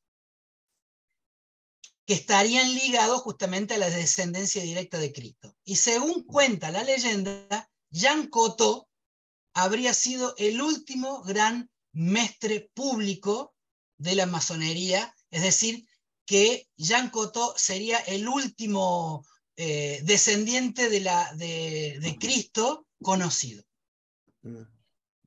Tomen ustedes. En mi pueblo decían, éramos pocos y parió la abuela. Bueno, esto es exactamente. Más o menos como todos. Está Edith. Y después Jesús también. Edith. Sí. No, yo, bueno, antes que nada, te agradezco muchísimo todo lo que planteaste. La verdad que me encantó, Sergio, todo lo que has estado trabajando. Yo quería decir una cosita en relación a esto que han planteado que planteaste con respecto a la ontología. Que bueno, yo lo he dicho unas veces, pero no sé por qué no se me ha escuchado. En el idioma hebreo no existe el presente del verbo ser. O sea que la traducción de ella, yereye, nunca puede ser soy lo que soy. Es seré lo que seré. Porque no existe lo que sería el presente del verbo ser en el idioma hebreo. Inclusive hay toda una serie de estudios que se hacen en lo que se llama las yeshivot, donde se estudia, donde esa eternidad ontológica es, digamos, seré lo que seré, como es algo a construir, como que no habría, es algo que se estudia, se discute, digamos, ¿no? O sea, quería un poco, digamos, porque hubo algo en lo que vos planteaste, ¿no? Y una segunda cuestión que pensé en las religiones orientales, donde está siempre presente la trilogía, pero no se hace unidad. Bueno, esas dos cosas. O sea, es notorio cuando uno va al oriente y ve la diferencia y la dispersión también. Por ejemplo, los hindúes tienen hasta un templo para las ratas, digamos. Ellos no hacen unidad. No hay una cosa superior, digamos, ¿no? Bueno, esas dos cosas que me despertó lo que fuiste hablando. Me interesa mucho, sobre todo lo primero, lo de esto. Sí, la cuestión de ser, yo sé que vos estás muy interesado en el ser y estar, y a veces yo veo como una cuestión como que sería solo, como que se hace una división solo entre, y no es tan así, hay una serie de diferencias en idiomas distintos, y digo porque no sé si eso no tenderá o no tendrá o no puede tener algo que ver con esto de cuestión de si se hace o no en algún punto ontología. Por eso lo digo en relación a esto que vos sí, decís. en función de eso yo esta cuestión me la empecé a preguntar, sobre todo a partir del seminario de Alush, el amor Lacan, y después la publicación del libro, pero sobre todo a partir del seminario, porque en el seminario, como él lo iba haciendo en cuotas, ¿no? Venía un año, después venía el otro año, después venía el otro año, y entonces fue trabajando todos estos neologismos que utilizó Lacan alrededor del etro, ¿no? Paraetre, paretre, pansetre, y finalmente el de la proposición de setro, ¿no? Es decir, cuánto esfuerzo en su lengua, en francés, para perforar el ser, ¿no? Cuánto esfuerzo para perforar el ser. Es decir, yo intuía ahí que Lacan, digamos, de alguna manera se daba cuenta que ese verbo ser tenía un peso tan grande que hacía obstáculo al psicoanálisis, ¿no? Que hacía obstáculo, y que entonces lo buscaba perforar permanentemente a partir de estos neologismos. Y bueno, es el modo de romper con la ontología, digamos, a partir de estos neologismos de Lertre. Pero digo, bueno, eso es lo que puedo decir. Está Jesús y después está Roberto. Sí, gracias, Fer. Una breve cosa al comentario en el que me metí sin que me correspondiera a propósito del catarismo y todo esto, Sergio, y que te agradezco que hayas mandado a pedir mi libro. Los trovadores fueron acusados de ser cátaros y que sus cantos amorosos escondían su catarismo y que eran cantos cifrados en donde hablaban de sus doctrinas anticlericales, por supuesto, y de pureza, exaltando la pureza. Bueno, ahora el comentario que yo quería hacer es que tú casi al principio de tu presentación hablaste de cuando Lacan en el Seminario de la Angustia introduce el objeto A como objeto causa del deseo y dice que les da la hostia a sus alumnos, se las doy a ustedes, les da la carne de Cristo, pues, ¿no? La hostia. Pusiste énfasis en eso, y a propósito de la relación de ese objeto causa del deseo, el A, la hostia, con el borromeano, ocurre el 11 de diciembre del 73 en el transcurso del Enon Dup, que Lacan coloca precisamente al objeto A en el centro del borromeano. Él llama el corazón del borromeano. Lo coloca ahí. Y digo, eso no deja de tener importancia, tiene mucha importancia en la enseñanza de Lacan, que precisamente él coloque el objeto A justo en el centro, en la intersección de los tres registros, ¿no? Y tampoco es casual que la siguiente sesión, la del 18 de diciembre de ese mismo año del 73 en Renon Dup, es la primera vez, la primerísima vez en toda su enseñanza que él dice mi nudo. Antes decía el nudo borromeano, ahora dice mi nudo. Me parece importante señalarlo a propósito de esto que estás comentando, ¿no? Por cierto, Sergio, yo no sé si tú tienes acceso a la revista Me Cayó el 20. No. Bueno, entonces te voy a mandar un artículo que publiqué ahí en el 42 que se llama El día que Lacan hizo suyo el borromeano, en el que hablo de algunos... Tengo hasta ¿Cómo? el 40, ahí nos queda. Viene en el 42, en un número que es doble, 41-42. Te voy a mandar el PDF con el trabajo mío, El día que Lacan hizo suyo el borromeano. Y toco algunas cosas de las que hablaste. Me gustaría que te pudiera servir. Te lo agradezco. Ahora, respecto a esto que hablabas de bueno, recuerden que recién les mencioné a Tertuliano esto, creo, porque es absurdo, y que hablaba esto, murió, podríamos decir, parafraseándolo a Tertuliano y tomándolo a Lacan, decía, les doy un objeto que no es un objeto. ¿Es absurdo? Sí, por eso creo.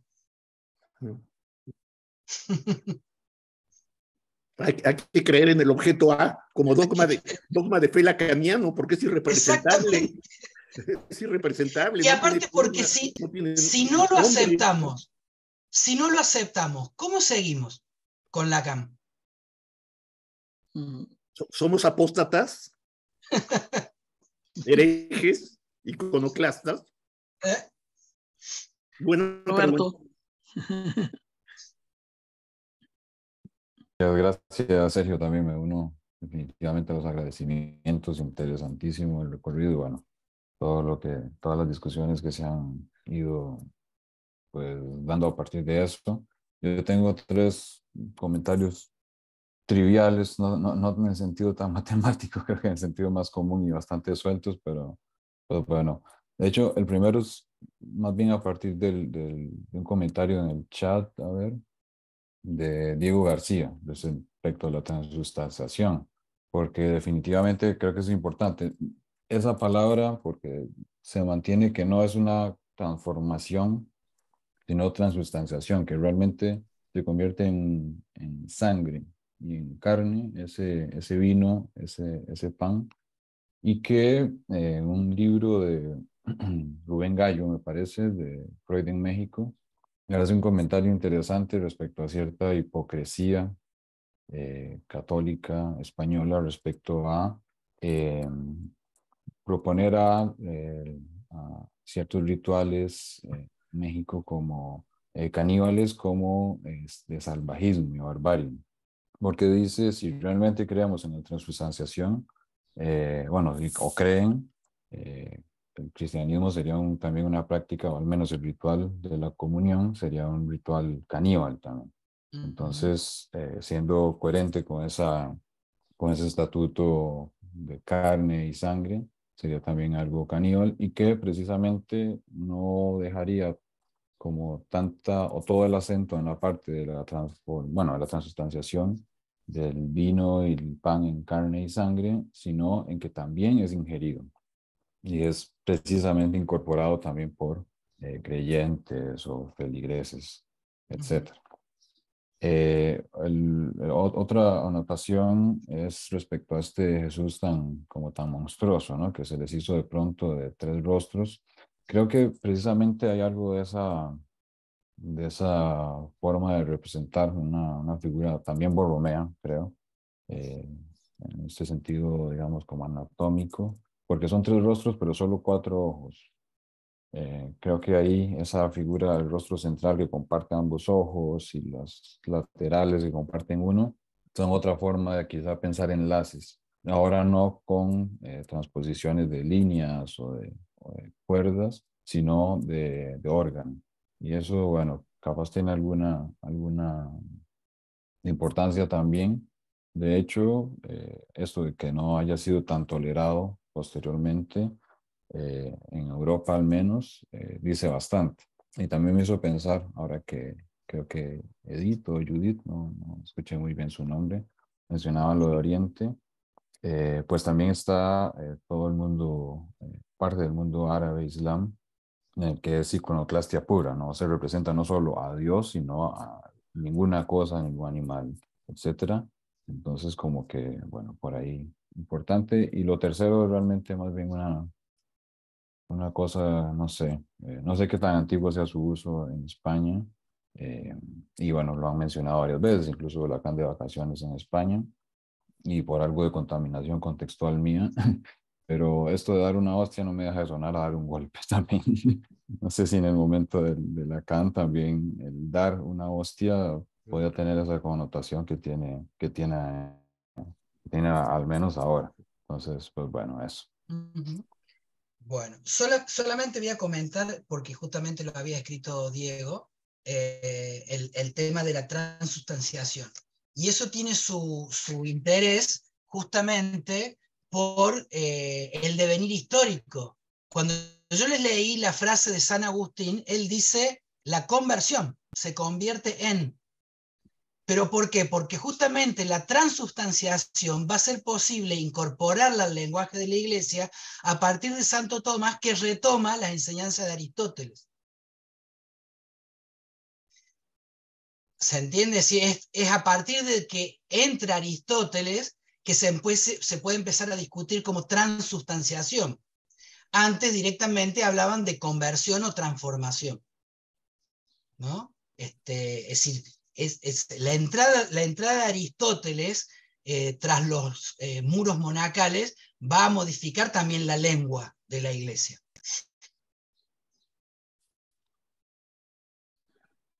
Ok, creo que Elena. Hola, gracias. Con mi gripa a ver si no me da el ataque de tos, espero que no. Pero muchas gracias, Sergio, por tu presentación, muy interesante. Y me hizo pensar, fíjate que me encontré, bueno, primero me hizo pensar en que en realidad el cristianismo tiene una base politeísta fuerte, ¿no? Y que hay un gran esfuerzo, como mencionabas, de los padres para que no se reintroduzca esa dimensión politeísta, ¿no? Como por mantener la unidad del monoteísmo. Y curiosamente me estaba revisando el texto este de Agamben, que es un dispositivo, y ahí Agamben lo que hace es hacer énfasis en esta, como dice él, que hay como una esquizofrenia del cristianismo, ¿no? Porque por un lado está esta dimensión del monoteísmo, pero por el otro está la dimensión de la Trinidad, ¿no? y que la Trinidad, digamos, es según él, según Agamben, a ver qué piensas tú, no sé si recuerdas ese texto, pero que según Agamben es una manera como de como mediar, ¿no? Digamos, y que entonces esta Trinidad está ligada al término de oikonomía griego, ¿no? Que entonces los padres argumentan que la Trinidad está ahí para hacerse cargo de la administración de la casa, ¿no? Un poco como decir, bueno, pues está el Dios monoteísta, la unidad absoluta, ¿no? El absoluto, pero luego tienes esta dimensión de la administración que entonces es tripartita. Y bueno, acá la cuestión es que él dice que finalmente esa esquizofrenia del cristianismo se mantiene, y esto lo lleva pues a la dimensión del dispositivo, ¿no? Todo esto para hablar del dispositivo, pero ahí sí él argumenta que el dispositivo en todo caso sería una forma a través de lo cual se realiza una actividad, lo estoy citando así tal cual, de gobierno sin fundamento en el ser. O sea, ahí sí le parece que hay una separación radical del ser de la economía, ¿no? Y bueno, eso me hizo pensar más bien, porque creo que el tema aquí es si se mantiene cierta unidad, ¿no? ¿Y qué tipo de unidad sería? A mí me parece que quizás haya distintos tipos de unidades y que no siempre sea la misma, ¿no? No sé qué piensas de esto, Sergio. Bueno, no solo no recuerdo ese texto de Agamben, no lo conozco. Así que no lo recuerdo porque no lo he leído. Pero...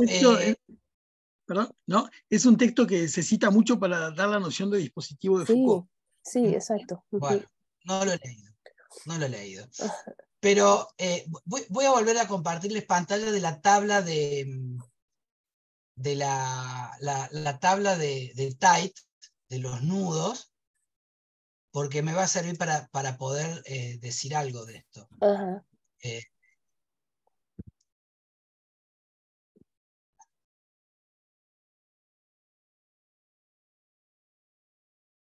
Acá tenemos diferentes tipos de anudamientos, ¿no? Para hablar de los enlaces de 3 anillos, ¿no? De 3 nudos.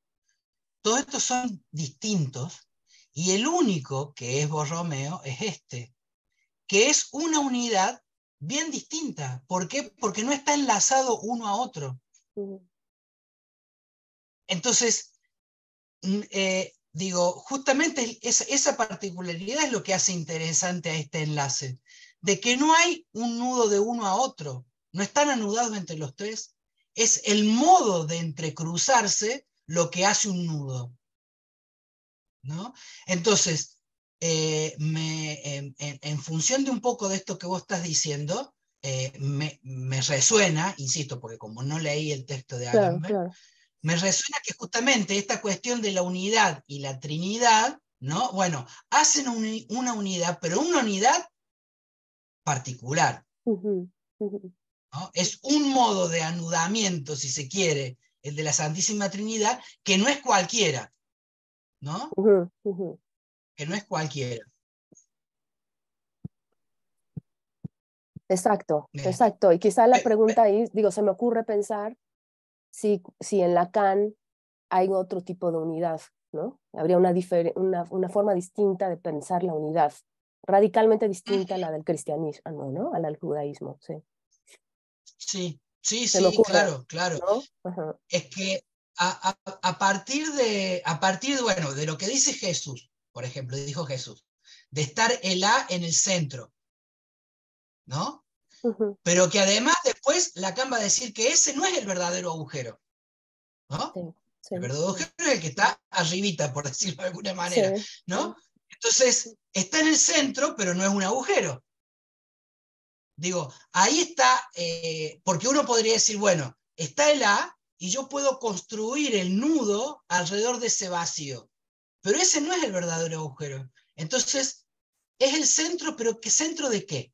Está bien, si nos fijamos en la imagen, es el centro de la intersección de los 3 registros, bla, bla, bla, pero ¿sería el centro de qué? ¿No? Entonces, efectivamente me parece que ahí se construye una unidad singular, que hay que pensarla, o bueno, yo qué sé. Lacan usa la palabra corazón que la Exacto. en el corazón de esa representación. No me acuerdo si es representación. Aquí lo tengo. No, incluso después Lacan va más lejos con respecto al nudo y dice que no es una representación del par letra. Me equivoqué, no es representación. Es el par letra. Textualmente dice, en el corazón de esta pequeña construcción, una casilla vacía. Ahí es donde pone Alá. En esa pequeña construcción que es el nudo, en una casilla vacía. Las otras están ocupadas con RCI.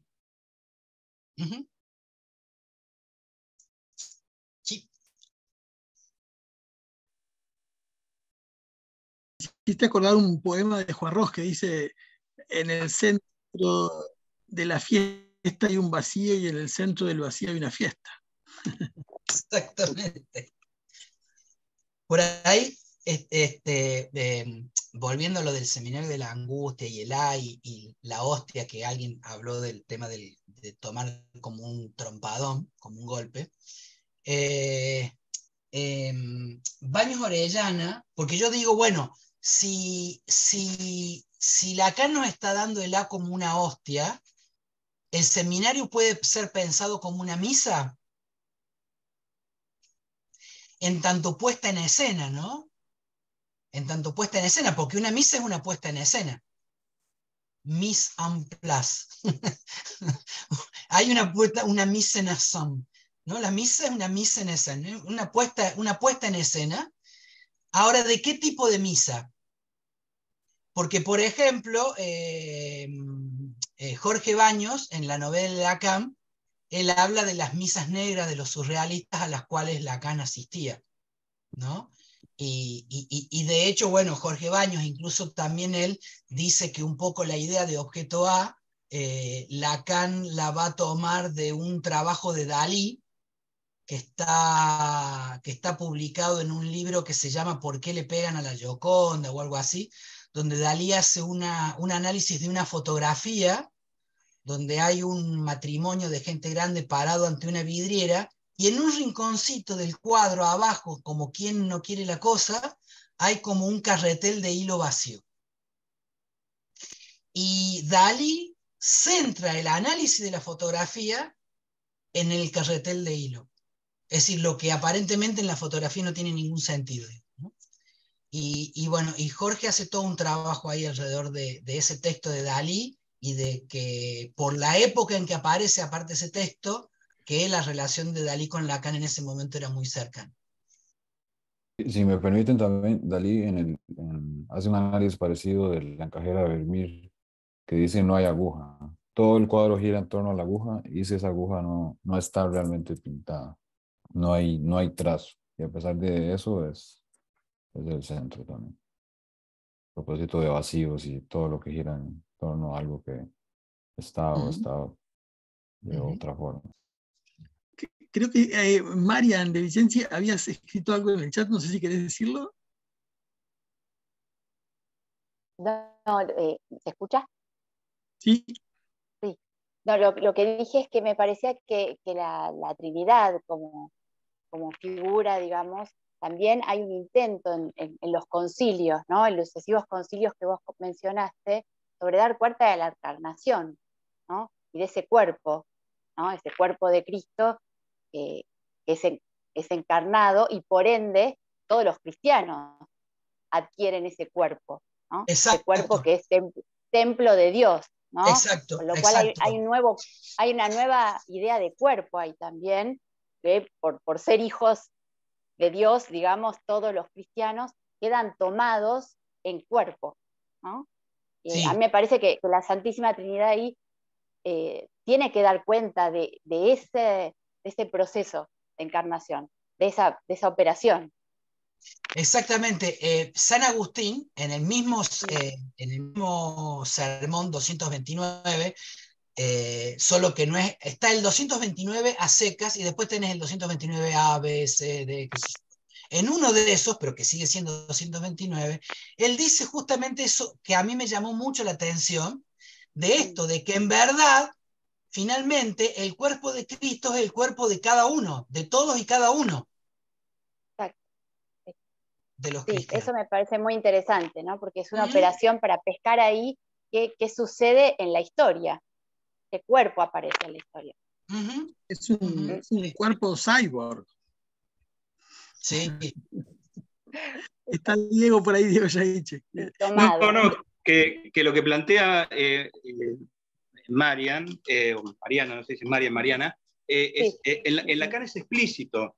En el seminario de la transferencia, cuando introduce esta letra Fi mayúscula, que incluso dice que estrictamente no se puede nombrar, que decir que eso es el falo simbólico ya es como una aberración, digamos, que solamente se podría escribir. Lacan habla de la cuestión de la Eucaristía y habla de la cuestión de la presencia real.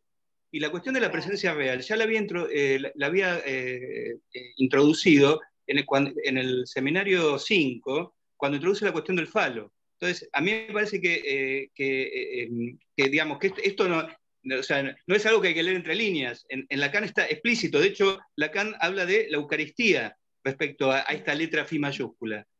Así que sí, me parece que lo que plantea Mariana es así, o Marian es así. No tengo nada que decir.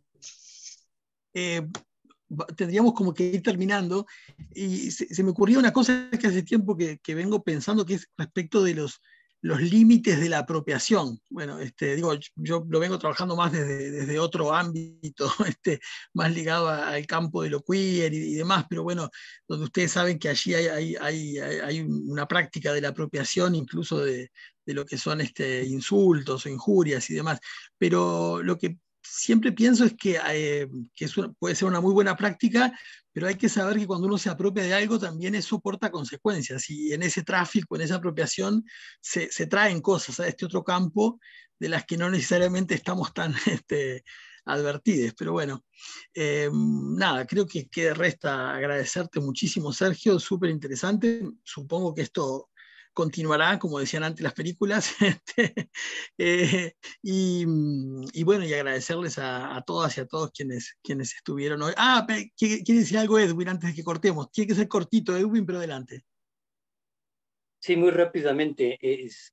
El principal oponente a Averroes, que es muy interesante, es Atanasio, ¿no? Y Atanasio plantea en toda esta lucha con política de la iglesia y demás, que la imagen de Dios no está dibujada desde afuera, sino que Dios mismo es su generador y Dios se ve en ella, así como el Hijo se ve él mismo.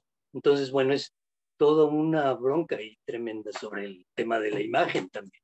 En la Trinidad no es solamente en la representación está incluida también la imagen, ¿no? Sí, nada más. No confundir Atanasio con Anastasio, que son el Papa o los papas. Y demás. Ok. Te agradezco, Edwin, no conocía esa referencia. Muchísimas gracias, y nada, les esperamos en la próxima. El próximo sábado vamos a tener un Alberto encuentro bien Carvajal. interesante. Gracias, Elena. Adelante. No, Alberto Carvajal, que va a estar con nosotros platicando sobre un texto que se llama La diferencia sexual, y es súper interesante, a partir de un viaje que hizo a África y a Europa. Es muy interesante. Ojalá nos acompañen la semana que entra. Bien, bueno. Y gracias, Sergio. Bueno, y a mí también me queda agradecerles a ustedes por la invitación y a todo el resto por la paciencia de compartir todo esto. Muchas gracias. Gracias. Saludos. Chao. Nos vemos.